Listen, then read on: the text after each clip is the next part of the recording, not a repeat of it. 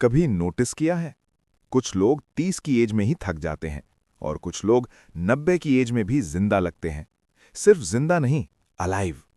तो असली सवाल ये है, लंबी उम्र का राज क्या है? डाइट, एक्सरसाइज या जेनेटिक्स? इकिगाई बुक एक सिंपल पर पावरफुल जवाब देती है। जीने का रीजन। जापानीज लोग उस रीजन को कहते हैं इकिगाई। उम्र नहीं बढ़ती जब पर्पस जिंदा होता है। जापान के ओकिनावा आइलैंड में दुनिया के सबसे ज्यादा 100+ एज के लोग रहते हैं। पर इंटरेस्टिंग बात यह नहीं है कि वो कितने साल जीते हैं। इंटरेस्टिंग बात यह है वो कैसे जीते हैं। वो रिटायरमेंट में बिलीव नहीं करते। उनके लिए काम बंद करना मतलब लाइफ बंद करना। उनका इकिगाई उन्हें रोज सुबह उठाता है। एक 102 साल के अंकल बोलते हैं, मेरा इकिगाई मेरा वेजिटेबल गार्डन है, इसलिए मैं रोज उठता हूं। सिंपल। उन्हें वायरल नहीं होना, उन्हें मीनिंगफुल होना है। और शायद यही एंटी एजिंग का सीक्रेट है। बॉडी तब तक चलती है जब तक माइंड के पास रीजन होता है। लोगोथेरेपी से इकिगाई तक। इस बुक में एक पावरफुल कनेक्शन दिया गया है, विक्टर फ्रैंकल की लोगोथेरेपी। फ्रैंकल बोलते हैं, इंसान प्लेजर से नहीं, पावर से नहीं, मीनिंग से जीता है। अगर इंसान को सफरिंग में भी मीनिंग मिल जाए तो वो सर्वाइव कर लेता है। लोगोथेरेपी का कोर आइडिया है, लाइफ का मीनिंग ढूंढो। इकिगाई उसका प्रैक्टिकल जापानीज वर्जन है। लोगोथेरेपी कहता है वाई ढूंढो, इकिगाई कहता है डेली वाई जियो। डिफरेंस सटल है पर पावरफुल है। फ्लो की खोज। बुक एक और कॉन्सेप्ट एक्सप्लेन करती है, फ्लो। वो स्टेट जहां तुम टाइम भूल जाते हो, ना फोन याद ना दुनिया, सिर्फ तुम और तुम्हारा काम। आर्टिस्ट्स, शेफ्स, टीचर्स, गार्डनर्स, वो लोग जो काम करते वक्त खुश रहते हैं। फ्लो रैंडम नहीं होता। फ्लो तब मिलता है जब चैलेंज और स्किल बैलेंस में हो।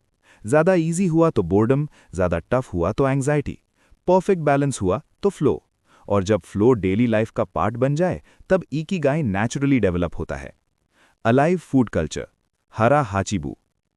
अब बात करते हैं खाने की।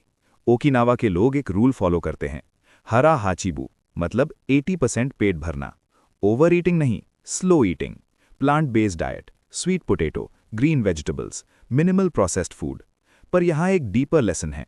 वो खाना फ्यूल के लिए खाते हैं, इमोशन के लिए नहीं। उनके लिए फूड सर्वाइवल भी है और ग्रैटिट्यूड भी। Simple food, simple life. लयबद्ध व्यायाम, नेचुरल मूवमेंट। जापानीज लॉन्जेविटी का सीक्रेट जिम मेंबरशिप नहीं है। वो डेली नेचुरल मूवमेंट करते हैं। गार्डन का काम, वॉकिंग, फ्लोर पे बैठना उठना, स्ट्रेचिंग। उनका बॉडी कभी कंप्लीटली इनएक्टिव नहीं होता। मूवमेंट उनकी लाइफ का नेचुरल रिदम है, ना एक्सट्रीम ना लेजी, बैलेंस्ड। मोआई, कनेक्शन का पावर। बुक बताती है कि ओकिनावा में मोआई सिस्टम होता है, small life long friend circle, emotional support, financial support, moral support. Loneliness वहां रेयर है और साइंस क्लियर बोलती है लोनलीनेस स्मोकिंग से ज्यादा डेंजरस हो सकती है। इकिगाई सिर्फ पर्सनल पैशन नहीं है, वो कम्युनिटी से कनेक्टेड होता है। दृढ़ता, रेजिलियंस विदाउट ड्रामा। ओकिनावा के लोग कंप्लेन कम करते हैं, उनका माइंडसेट स्टेबल है। वो प्रॉब्लम्स को परमानेंट आइडेंटिटी नहीं बनाते। उनके पास रेजिलियंस है पर वो लाउड नहीं है, साइलेंट स्ट्रेंथ। स्टॉर्म आए वो बेंड होते हैं, ब्रेक नहीं होते। वाबी साबी, इम्परफेक्शन को एक्सेप्ट करना। जापानीज फिलॉसफी में एक कॉन्सेप्ट है, वाबी साबी, मतलब इम्परफेक्ट, इनकम्प्लीट और टेम्परेरी चीजों में ब्यूटी देखना। हम परफेक्शन चेज करते करते थक जाते हैं। वाबी साबी कहता है रिंकल्स ब्यूटीफुल हैं, क्रैक्स मीनिंगफुल हैं, स्लो प्रोग्रेस वैलिड है। इकिगाई परफेक्शन नहीं मांगता, प्रेजेंस मांगता है। दीर्घ आयु के मास्टर्स क्या सिखाते हैं? उन्होंने हमें 7 चीजें सिखाई। रोज मूव करो, 80% पेट भर के खाओ, क्लोज फ्रेंड्स रखो, स्ट्रेस को परमानेंट मत बनाओ, बिजी रहो मीनिंगफुल काम में, क्यूरियस रहो, कभी कंप्लीटली रिटायर मत हो। उनका फोकस लाइफ एक्सटेंड करना नहीं था, उनका फोकस लाइफ एंगेज करना था, और एंगेजमेंट ही लॉन्जेविटी देता है। मेन मोटिव, इकिगाई फॉर्मूला नहीं है। तो फाइनल कंक्लूजन क्या है? इकिगाई एक करियर डायग्राम नहीं है, वो एक लाइफस्टाइल है। वो सुबह उठने का रीजन है। वो छोटी चीज को सीरियसली लेना है। वो डिस्ट्रैक्शन कम और डेप्थ ज्यादा है। वो कंजम्पशन कम और कंट्रीब्यूशन ज्यादा है।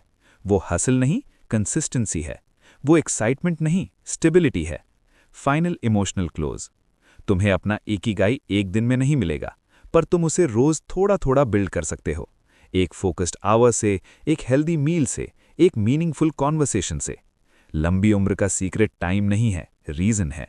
अगर रीजन स्ट्रांग हो तो उम्र अपने आप बढ़ जाती है। और सबसे इंपॉर्टेंट लाइन, इकिगाई ढूंढना मत, इकिगाई जीना स्टार्ट करो। अगर ये वीडियो तुम्हें थोड़ा सा भी डीपली सोचने पे मजबूर करे तो लाइक करो, सब्सक्राइब करो और कमेंट्स में लिखो तुम सुबह किस रीजन से उठते हो, क्योंकि शायद तुम्हारा इकिगाई दूर नहीं है, बस तुम्हारा अटेंशन कहीं और है।